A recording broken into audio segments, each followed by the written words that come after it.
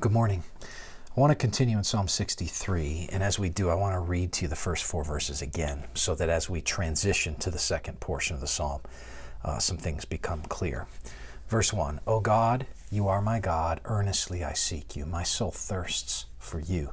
My flesh faints for you, as in a dry and weary land where there is no water. So I have looked upon you in the sanctuary, beholding your power and glory, because your steadfast love is better than life. My lips will praise you, so I will bless you. As long as I live in your name, I will lift up my hands. There's no question that up to this point, the psalmist is making one key thing clear, and that is he is delighting in God. Now, delighting in God. Let's think about that and look at what happens when you delight in God. There's this sense, right, that delighting in God is bound up with being consumed by Him. Watch verse 5. My soul will be satisfied as with fat and rich food, and my mouth will praise you with joyful lips. Delighting in God is part and parcel of being consumed by Him. Now, for some of you feel like you've lost your first love and you feel stale.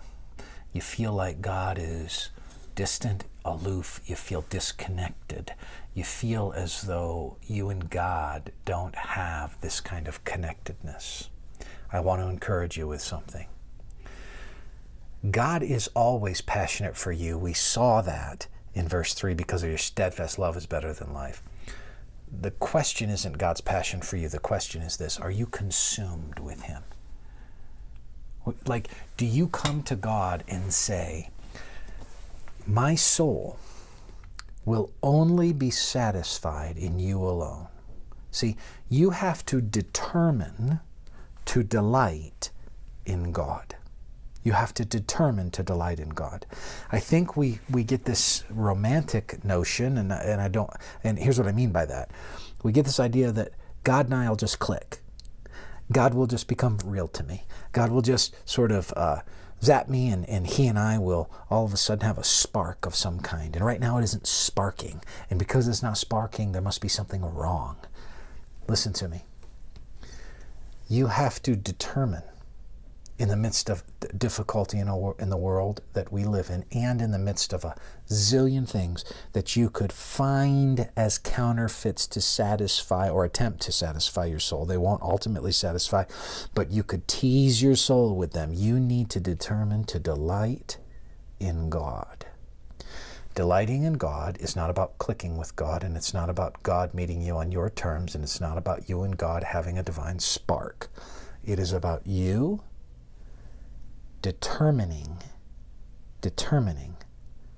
that you will slake your thirst and you will satisfy the eternal hungers that sit within you, and will only be satisfied in Him. You determine to turn your heart towards Him and to delight in His word and delight in His way and to delight in His person.